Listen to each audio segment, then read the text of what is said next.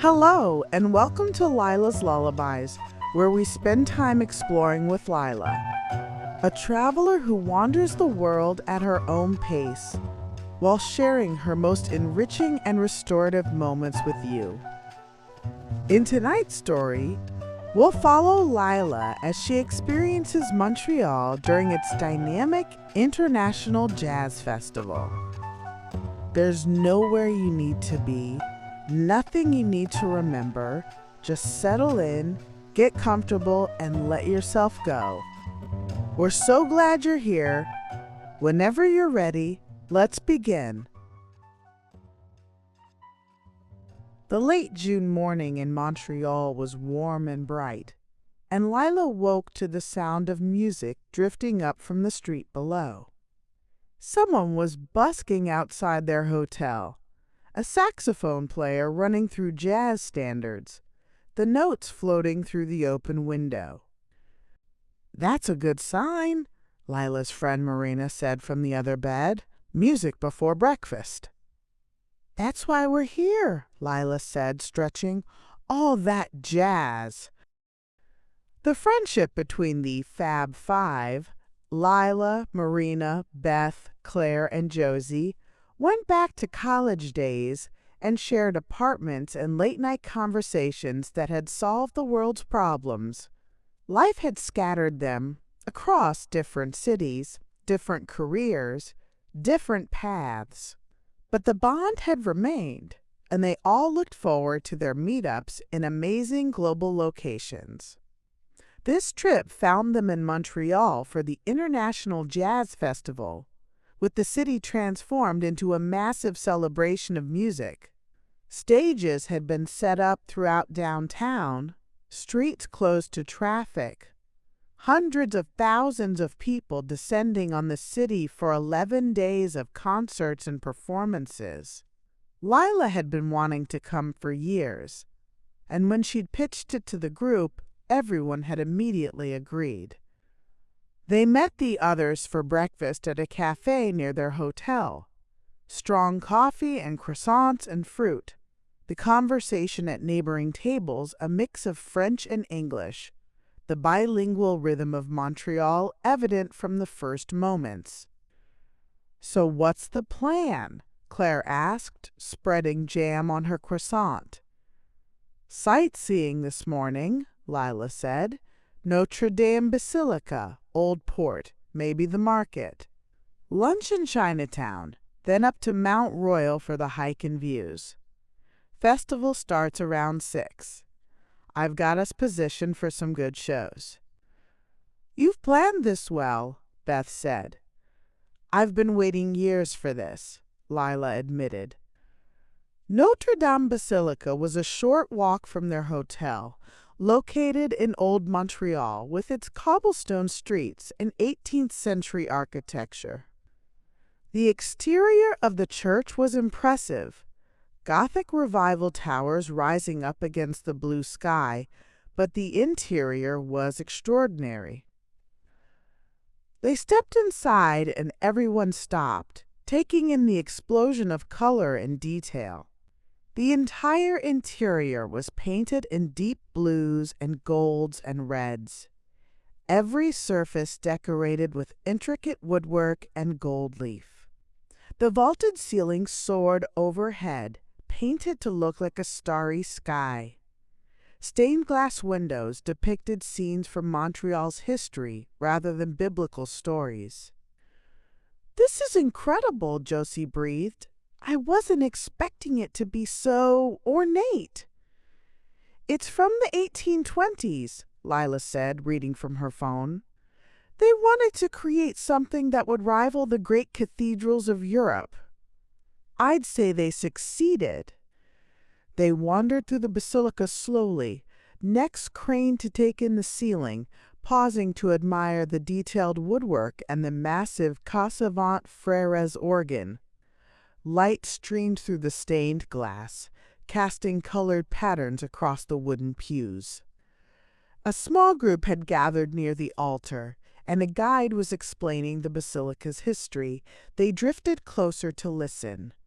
The motto of Montreal is Concordia Salis, salvation through harmony, the guide was saying in accented English. And this basilica represents that harmony of colors, of architectural styles, of communities. Catholic and French, yes, but also very Montreal. Multicultural, creative, finding beauty in the mixing of influences. From the basilica, they walked to the Old Port, the waterfront area along the St. Lawrence River. The port had been transformed from its industrial past into a recreational space. Bike paths and walking trails, parks and festivals, historic buildings converted to museums and shops. The river was wide and powerful, and they could see across to the islands and the far shore. Boats moved along the water, cargo ships and pleasure craft and the occasional kayaker. The June sun was hot now, but the breeze off the river kept things comfortable. "Want to walk to Bonsecour's market?" Lyla suggested. The market was housed in a beautiful stone building with a silver dome, one of Montreal's architectural landmarks. Inside, the market had been converted to boutiques and galleries selling local art and crafts. They browsed through. Beth bought a print of the Montreal skyline. Marina found a scarf by a local designer. Josie picked up some maple products to bring home. Outside the market, a street performer was juggling while riding a unicycle, and a small crowd had gathered to watch. He kept up a steady stream of commentary in French and English, switching between languages mid-sentence, making jokes that worked in both. "The language switching here is so smooth," Claire observed. "Everyone just goes back and forth without thinking about it." "That's Montreal," a woman standing nearby said. "We grow up with both languages. It's natural for us. Are you here for the festival?" "We are," Lyla said. "First time?" "Oh, you'll love it. The whole city becomes a party. Music everywhere, all styles of jazz. Even people who don't usually like jazz get converted. Something about experiencing it live, outside, with thousands of other people." They walked through old Montreal's narrow streets, admiring the architecture. Stone buildings with mansard roofs, small squares with fountains, restaurants with terraces spilling onto sidewalks. The neighborhood had a European feel, walkable and intimate despite being in the heart of a major city. For lunch, they headed to Chinatown, a small but vibrant neighborhood just west of Old Montreal. They found a restaurant serving dim sum and ordered too much. Steamed buns and dumplings, rice noodles and congee, turnip cakes and egg tarts. "Why do we always order too much?" Beth asked, looking at the table covered in bamboo steamers. "Because it all looks good," Josie said, reaching for another dumpling. "And because we can share," Marina added. "That's the point of dim sum." After lunch, properly stuffed, they took the metro to Mount Royal, the mountain that gave the city its name. The park was busy with locals and tourists enjoying the June weather, people jogging and cycling and rollerblading along the paths. "How far is this hike?" Claire asked suspiciously. "Not far," Lyla promised. "Maybe 30 minutes to the lookout, very manageable." "Great, let's burn some calories." The hike up to Condiaronk Belvedere was pleasant, a wide path winding through trees, steep enough to get the heart rate up, but not grueling. They passed other hikers, some heading up, some coming down, everyone in good spirits on the beautiful summer day. The Belvedere at the top was worth the climb. The view stretched out over Montreal, the downtown skyscrapers, the St. Lawrence River, the neighborhood spreading in every direction, the surrounding mountains visible in the distance. A massive staircase led down to the plaza below, and people were scattered across it, sitting and taking photos and enjoying the panorama. "This is gorgeous," Marina said, finding a spot to sit on the stairs. They sat for a while, catching their breath, taking in the view. A musician had set up near the lookout, a man with a classical guitar playing something jazzy and intricate, his case open for contributions. The music drifted across the plaza, mixing with the sounds of voices and distant traffic. "Even up here there's jazz," Josie said. "That's the festival for you," Lyla said. "Music everywhere." They stayed at the lookout for a half hour, then made their way back down the mountain. The descent was easier, and they emerged from the park in the early evening, the sun lower but still warm, the city beginning its transition into night mode. "We should get some food before the shows," Lyla said. "The festival gets packed, and the lines for food trucks are crazy." They found a Portuguese restaurant on St. Laurent Boulevard and ordered grilled chicken and seafood rice, eating quickly but enjoying the food. The restaurant was filling up with other festival goers, everyone with the same idea, getting dinner before heading to the music. "So what's the plan for tonight?" Beth asked. "Okay," Lyla said, pulling out her phone to check the schedule. "There are free outdoor stages all along St. Catherine Street. Those are great for just wandering and seeing whoever's playing. But I got us tickets for 2 shows at the main venues, a Cuban jazz ensemble at 7:30, and then a late show with a local quartet doing experimental stuff." "Experimental jazz," Claire said. "That sounds either really cool or really weird." "Probably both," Lyla said.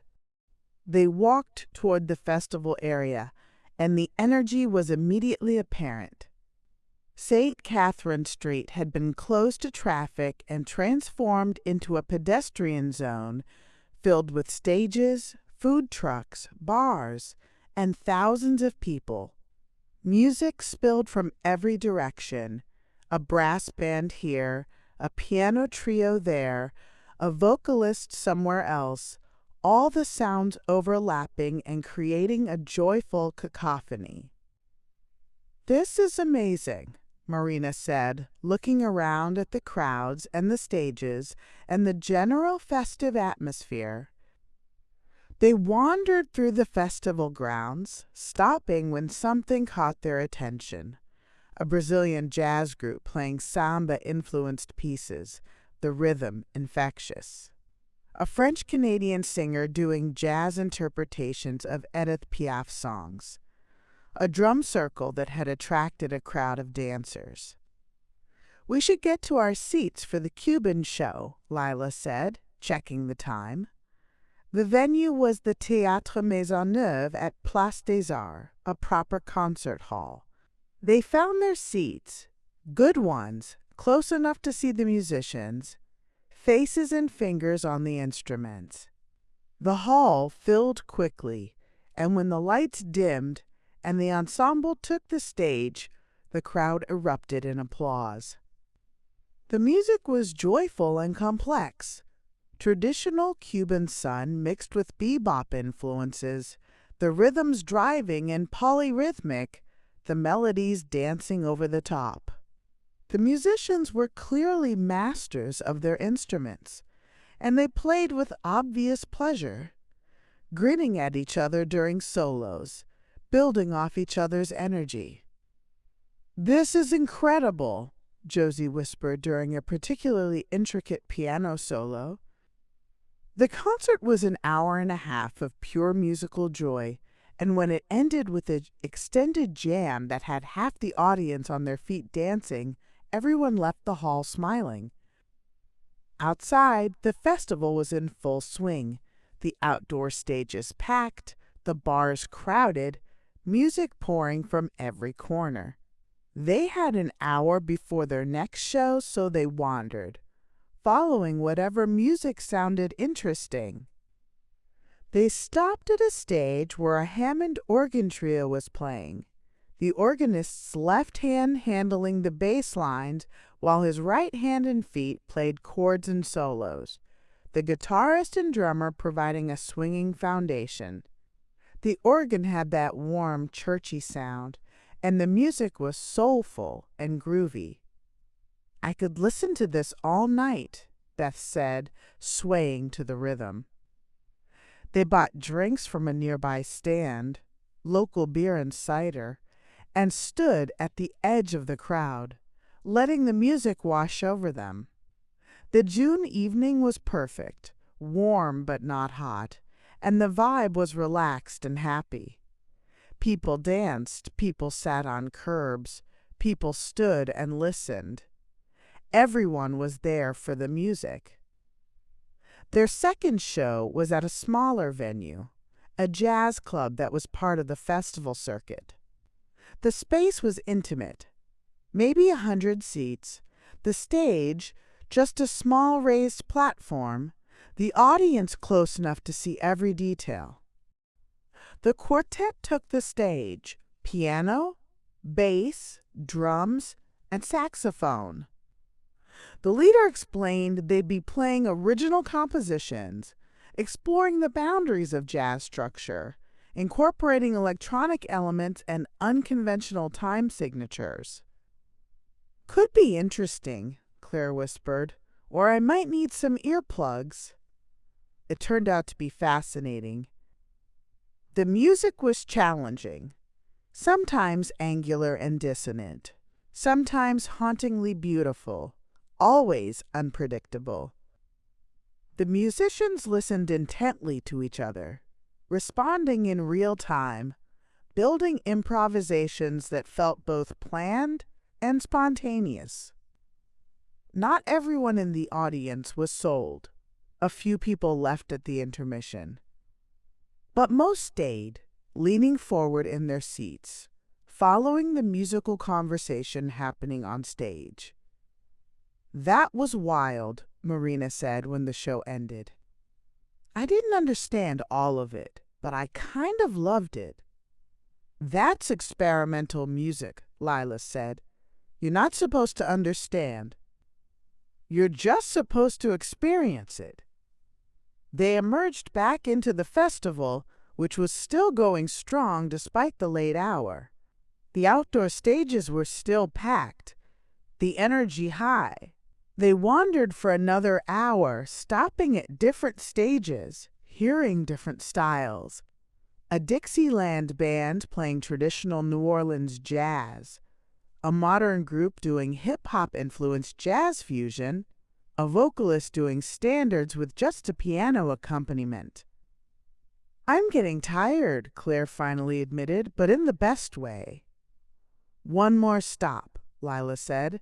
"There's a late-night jam session at a club nearby. No tickets needed, just show up. Local musicians get together and play until dawn." The club was small and crowded, smoky despite the no-smoking laws, with a tiny stage where musicians cycled through, playing a few songs, then yielding to the next player, sometimes joining together for unexpected combinations. A trumpet player from New York jamming with a pianist from Montreal. A bassist from Paris playing with a drummer who just arrived from Tokyo. "This is the heart of the festival," Lyla said, finding a spot along the wall. "The official shows are great, but this, musicians just playing together because they love it, this is what it's about." They stayed for an hour, watching players come and go, hearing music that would never be recorded or repeated, existing only in that moment. Finally, well after midnight, they made their way back toward their hotel. The festival was winding down but not stopping. Some stages were dark, but others were still going. Die-hard fans and musicians unwilling to let the night end. Music followed them through the streets, fading as they walked but never disappearing entirely. "This was perfect," Marina said. "Exactly what I needed." "Agreed," the others murmured. Back at the hotel, they were too wired to immediately separate.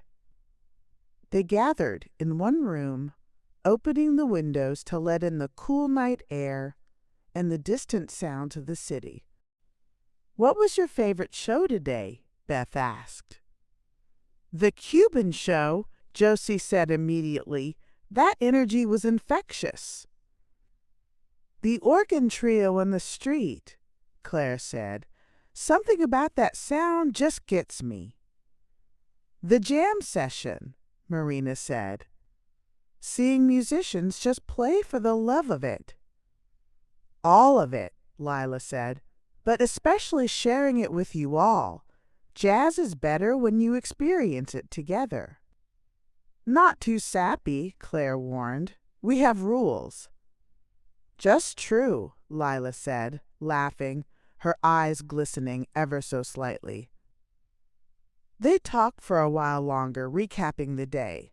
The morning sightseeing, the hike up Mount Royal, the incredible concentration of music at the festival. Processing the amount of music they'd heard, the variety of styles, the joy of being in a city that for 11 days became a celebration of jazz. Eventually, people started yawning, and they dispersed to their rooms.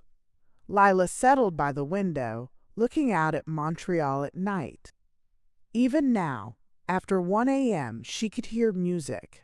Somewhere, a bass line thumping, somewhere a saxophone running through scales, somewhere the sound of applause. She thought about the day.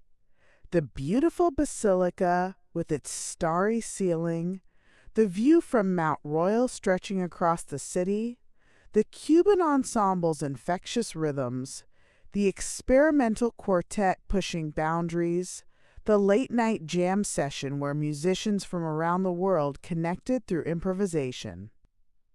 Montreal during Jazz Festival was exactly what she'd hoped for. Music everywhere, the city transformed into a stage, thousands of people united by appreciation for this art form that was simultaneously structured and free, traditional and innovative, American and universal. The late June night was mild, and she could feel the festival continuing out there. Shows still happening, musicians still playing, music still pouring out into the streets. Tomorrow, they'd do it again. More shows, more wandering, more unexpected musical discoveries. The distant music continued, that bass line steady and hypnotic, and Lyla sat by the window listening, feeling the pulse of the city, grateful to be here, to be part of this, to have brought her friends to experience the magic of Montreal during Jazz Festival, when the whole city becomes a song.